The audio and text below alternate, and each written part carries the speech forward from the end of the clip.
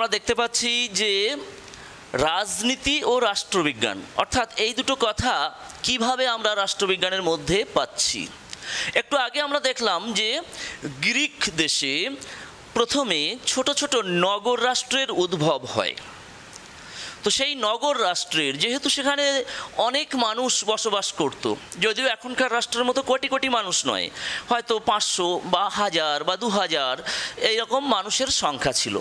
তো সেই সমস্ত মানুষদের চলার পথে বিভিন্ন সমস্যা আসতো, সমস্যাগুলো সমাধানের জন্য বিভিন্ন পথ বার করতে হতো, বিভিন্ন নিয়ম নীতি তৈরি হতো।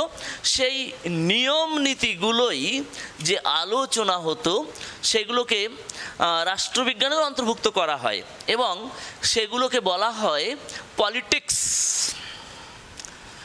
পলিটিক্স অর্থাৎ রাষ্ট্রনীতি।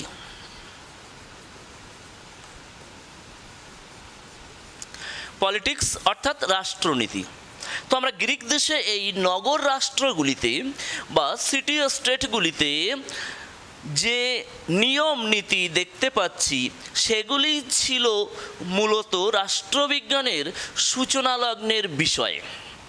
তাহলে একটা নগর রাষ্ট্র বা রাষ্ট্র কিভাবে চলবে তার নিয়ম নীতি তৈরি হচ্ছে, সেগুলোকে পলিটিক্স বা রাষ্ট্রনীতি বা এটিকে বলা হয় রাজনীতি। অ্যারিস্টটল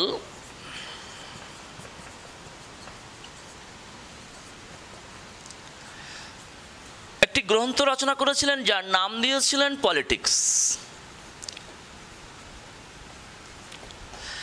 এই গ্রন্থেই অ্যারিস্টটল সর্বপ্রথম এই রাষ্ট্রীয় নীতি সম্পর্কে বিস্তারিত আলোচনা করেছিলেন। তো এই গ্রন্থের যে বিষয় ছিল সেগুলিই ছিল প্রথম দিকের রাষ্ট্রের নিয়ম নীতি।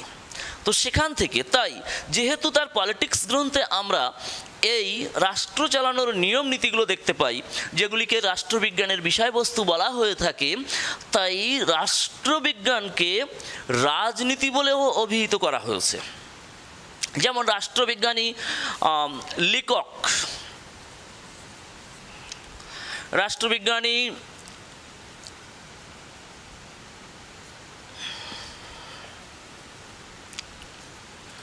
ল্যাস্কি প্রমুখরা বলছেন যে রাষ্ট্রবিজ্ঞানকে রাষ্ট্রবিজ্ঞান না বলে রাজনীতি বলাই শ্রেয়। অপরদিকে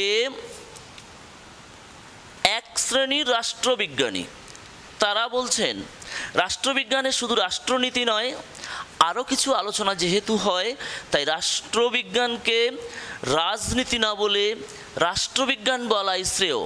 যেমন বার্জেস বা ব্রাইস, সিলি প্রমুখরা বলছেন যে রাষ্ট্রবিজ্ঞানকে রাষ্ট্রবিজ্ঞান বলাই ভালো, কিন্তু এক শ্রেণীর রাষ্ট্রবিজ্ঞানী অ্যারিস্টটল, লিকক এরা বলতে চাচ্ছেন যে এটিকে রাজনীতি বলাই শ্রেয়। তো যাই হোক, বর্তমানে আমরা যে সাবজেক্টটাকে রাষ্ট্রবিজ্ঞান বলেই জানি, তো সেই রাষ্ট্রবিজ্ঞান কাকে বলে সেই প্রসঙ্গে আমরা আসবো এবার।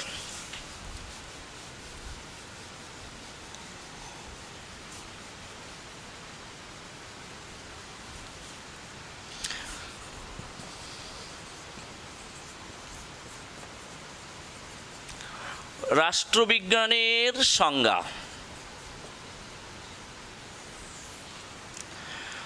রাষ্ট্রবিজ্ঞান কাকে বলে এই প্রশ্ন নিয়ে রাষ্ট্রবিজ্ঞানীদের মধ্যে মতদ্বৈততার বা মতপার্থক্যের শেষ নেই।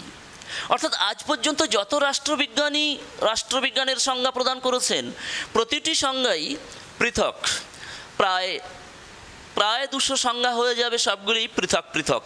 অর্থাৎ রাষ্ট্রবিজ্ঞানীরা তাদের মতবাদ অনুযায়ী বা নিজস্ব অভিমত অনুযায়ী রাষ্ট্রবিজ্ঞানের এক একটি সংজ্ঞা তারা প্রদান করেছেন। এক্ষেত্রে ওয়াসবি, রাষ্ট্রবিজ্ঞানী ওয়াসবি বলছেন রাষ্ট্রবিজ্ঞানের বিষয়বস্তুর পরিবর্তনশীলতা এবং অনির্দিষ্ট হওয়ার কারণেই আজ পর্যন্ত রাষ্ট্রবিজ্ঞানের যথার্থ সংজ্ঞা দেওয়া সম্ভব হয়নি। অর্থাৎ রাষ্ট্রবিজ্ঞানের যে ধারণা, যেহেতু রাষ্ট্রবিজ্ঞান একটি গতিশীল সামাজিক বিজ্ঞান, অর্থাৎ রাষ্ট্রবিজ্ঞান চলতেই থাকে, তার দিনের পর দিন নূতন নূতন বিষয়ে সংযোজন হচ্ছে। আর সেই কারণে রাষ্ট্রবিজ্ঞানীগণ তাদের ব্যক্তিগত দৃষ্টিভঙ্গি অনুযায়ী ভিন্ন ভিন্ন সংজ্ঞা প্রদান করছেন। তো আমরা সমস্ত রাষ্ট্রবিজ্ঞানীদের সংজ্ঞাগুলিকে একসঙ্গে করে আমরা দেখতে পাই মূলত কয়েকটি ধারায় প্রবাহিত হয়েছে সংজ্ঞাগুলি। সেই ধারাগুলি আমাদের আজকের আলোচনার বিষয়। তো আমরা দেখব রাষ্ট্রবিজ্ঞানীরা যে সমস্ত সংজ্ঞা প্রদান করেছেন, বিশেষ করে প্রাচীনকালে বা আগে রাষ্ট্রবিজ্ঞানীরা যে সমস্ত রাষ্ট্রের সংজ্ঞা প্রদান করেছেন, সেক্ষেত্রে রাষ্ট্র এবং রাষ্ট্রের মূর্ত দিক হলো সরকার। রাষ্ট্রের মূর্ত দিক হলো সরকার। তো প্রাচীনকালে যে সমস্ত রাষ্ট্রবিজ্ঞানের সংজ্ঞা প্রদান করেছেন, তাদের কথা অনুযায়ী রাষ্ট্রবিজ্ঞান কেবল রাষ্ট্র বা রাষ্ট্র ও সরকার নিয়ে আলোচনা করে, অর্থাৎ রাষ্ট্রের উৎস, তার কার্যাবলী, তার উদ্দেশ্য, এই সমস্ত বিষয়ে যে শাস্ত্রে আলোচনা করা হয় তা হলো রাষ্ট্রবিজ্ঞান। তো এই জাতীয় কথা যারা বলছেন, অর্থাৎ প্রাচীনপন্থী রাষ্ট্রবিজ্ঞানীগণ, তাদের সংজ্ঞাগুলির মধ্যে আমরা রাষ্ট্রের প্রাধান্যই দেখতে পাই, অর্থাৎ রাষ্ট্রকেই তারা রাষ্ট্রবিজ্ঞানের মূল আলোচ্য বিষয় হিসাবে দেখেছে। তো তাদের মধ্যে অন্যতম হলেন গার্নার। তো ছাত্রবন্ধুরা, আমরা রাষ্ট্রবিজ্ঞানীদের নামগুলো একটু দেখার চেষ্টা করব এবং বোঝার চেষ্টা করব। গার্নার, গিলক্রাইস্ট,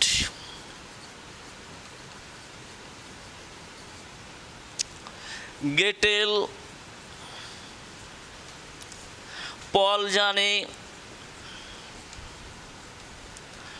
প্রমুখ রাষ্ট্রবিজ্ঞানীরা যে সংজ্ঞা প্রদান করেছে সেখানে রাষ্ট্রই প্রাধান্য পেয়েছে। যেমন রাষ্ট্রবিজ্ঞানী গার্নার বলছেন political science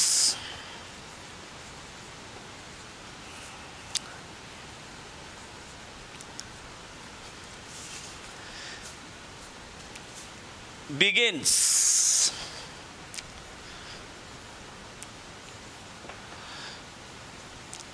and ends with the state. Political science begins and ends with the state. Garner বলছেন, অর্থাৎ রাষ্ট্রবিজ্ঞানের আলোচনার শুরু এবং সমাপ্তি রাষ্ট্রকে নিয়েই। সেক্ষেত্রে আমরা দেখতে পাচ্ছি যে রাষ্ট্রকেই রাষ্ট্রবিজ্ঞানের প্রধান আলোচ্য বিষয় হিসাবে দেখেছেন। আবার অধ্যাপক গিলক্রাইস্ট, পল জানে এরা বলছেন যে political science deals with the state and government. Gilchrist বা পল জানে বলছেন political science deals with the state and government, অর্থাৎ রাষ্ট্রবিজ্ঞানের মূল আলোচ্য বিষয় হলো সরকার এবং রাষ্ট্র। আবার অধ্যাপক গেটেল বলছেন যে রাষ্ট্রের অতীত, বর্তমান ও ভবিষ্যৎ নিয়ে আলোচনা করে যে শাস্ত্র তা হলো রাষ্ট্রবিজ্ঞান। অর্থাৎ আমরা দেখতে পাচ্ছি যে গার্নার, গিলক্রাইস্ট, গেটেল, পল জানে এই সমস্ত রাষ্ট্রবিজ্ঞানীগণ রাষ্ট্রের যে সমস্ত সংজ্ঞা প্রদান করেছেন সেগুলি সবই রাষ্ট্রকেন্দ্রিক। তাই এই সংজ্ঞাগুলিকে বলা হয় রাষ্ট্রবিজ্ঞানের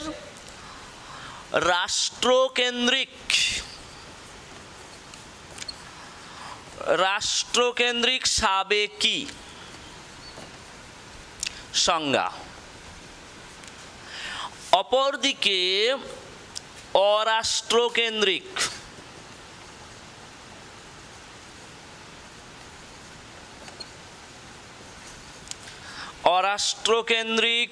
বা রাষ্ট্রনিরপেক্ষ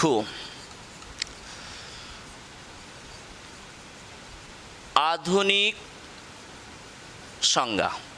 যারা রাষ্ট্রবিজ্ঞানের আলোচনায় রাষ্ট্র বহির্ভূত অন্যান্য বিষয়ের আলোচনা করেছেন, যেমন ডেভিড স্টন, মিলার, এই সমস্ত রাষ্ট্রবিজ্ঞানী, তারা রাষ্ট্রের আলোচনার সঙ্গে সঙ্গে অন্যান্য বিষয়ের আলোচনাও করার পক্ষপাতী। অর্থাৎ তারা বলতে চেয়েছেন রাষ্ট্রবিজ্ঞান কেবল রাষ্ট্র নিয়ে আলোচনা করে নয়, রাষ্ট্রের বাইরেও তাদের আলোচনার ক্ষেত্র প্রসারিত। তাই তাদের দেওয়া সংজ্ঞাগুলিকে বলা হচ্ছে অরাষ্ট্রকেন্দ্রিক বা রাষ্ট্রনিরপেক্ষ আধুনিক সংজ্ঞা। আবার এর বাইরে আমরা মার্ক্সীয়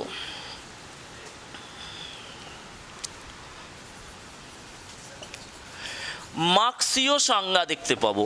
অর্থাৎ রাষ্ট্রবিজ্ঞানের আলোচনায় কার্ল মার্কস, এঙ্গেলস ও তার অনুগামীরা যে সমস্ত সংজ্ঞা প্রদান করেছেন সেগুলোকে বলা হচ্ছে মার্ক্সীয় সংজ্ঞা। তো আমরা মূলত দুটো ভাগে ভাগ করতে পারি, একটা হচ্ছে রাষ্ট্রকেন্দ্রিক সাবেকি সংজ্ঞা, অপরটি হচ্ছে অরাষ্ট্রকেন্দ্রিক বা রাষ্ট্রনিরপেক্ষ আধুনিক সংজ্ঞা। আর অপর দিকে আছে মার্ক্সীয় সংজ্ঞা, অর্থাৎ মার্ক্সবাদ বা অর্থাৎ কার্ল মার্কসের মতবাদ বা তোমার লেনিন বা তোমার এঙ্গেলসের মতবাদকে বলা হচ্ছে মার্ক্সীয় মতবাদ। তো এই মার্ক্সীয় মতবাদ অনুসারে রাষ্ট্রীয় নীতির মূল ভিত্তি হলো অর্থ ব্যবস্থা। এক্ষেত্রে মার্ক্সের সুবিখ্যাত উক্তিটি হলো, রাষ্ট্র হলো শ্রেণী শোষণের হাতিয়ার বা যন্ত্র। তো আমরা এখানে দেখতে পাচ্ছি যে রাষ্ট্রের সংজ্ঞাগুলিকে প্রধানত তিনটি ভাগে ভাগ করা হলো। এক হচ্ছে রাষ্ট্রকেন্দ্রিক সাবেকি সংজ্ঞা, অরাষ্ট্রকেন্দ্রিক বা রাষ্ট্র নিরপেক্ষ আধুনিক সংজ্ঞা এবং মার্ক্সীয় সংজ্ঞা। তো বর্তমানে আধুনিককালে আমরা বলতে পারি যে শাস্ত্র রাষ্ট্রসহ অন্যান্য যেমন স্বার্থগোষ্ঠী, রাষ্ট্রের নীতি প্রভৃতি নিয়ে আলোচনা করে যে শাস্ত্র, তাকে আমরা রাষ্ট্রবিজ্ঞান বলতে পারি। কিন্তু আমরা সেই সংজ্ঞাগুলিকে প্রধানত এই তিনটে ভাগে ভাগ করতে পারি। তো ছাত্ররা, আমরা রাষ্ট্রবিজ্ঞানের সংজ্ঞা দেখলাম। আশা করি আমরা টেক্সট বই পড়ে আর একটু বোঝার চেষ্টা করব। Thank you.